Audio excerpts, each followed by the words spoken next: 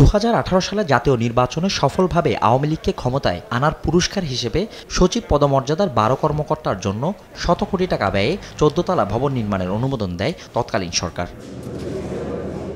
2024 সালের 26 মে ভবনটি নির্মাণের কাজ শুরু করে গণপূর্ত মন্ত্রণালয়।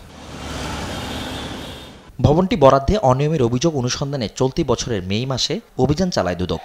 এতে অনিয়মের প্রাথমিক প্রমাণও মেলে। নির্মাণাধীন 23টি ফ্ল্যাটের 12টি পাওয়ার কথা ছিল দুদকের আলোচিত সাবেক কমিশনার মোজাম্মেল হক খান ও জহুরুল হক সহ সচিব পদমর্যাদায় 12 কর্মকর্তার, যাদের বেশিরভাগই 5ই আগস্ট গণ অভ্যুত্থানের পর থেকে পলাতক।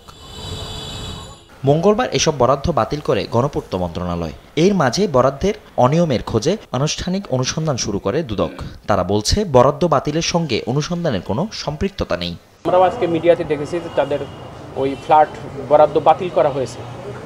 তো আসলে ফ্ল্যাট বরাদ্দের সাথে দুদকের যে অনুসন্ধান কার্যক্রম সম্পূর্ণ আলাদা।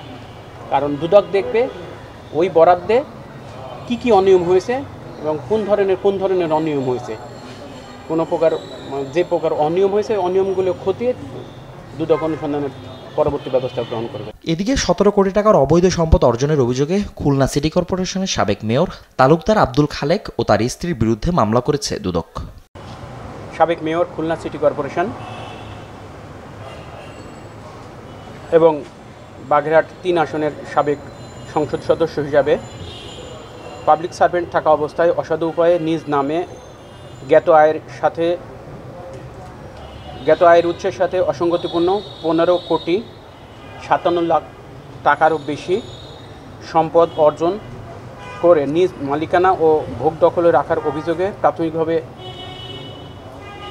প্রমাণিত হয়। তার বিরুদ্ধে দুর্নীতি দমন কমিশন আইন 2004 এর 27-এর 1 ধারায় আজ খুলনা সজেগায় একটি মামলা করা হয়েছে। একই দিন দুদকে আসেন এনসিপির সাবেক নেতা গাজী সালাউদ্দিন তানভীর। তার বিরুদ্ধে তদবির বাণিজ্য চাঁদাবাজির মাধ্যমে শত কোটি টাকা অবৈধ সম্পদ অর্জনের অভিযোগ অনুসন্ধান করছে সংস্থাটি। ফজলে আদিত্য, দেশ টিভি, ঢাকা।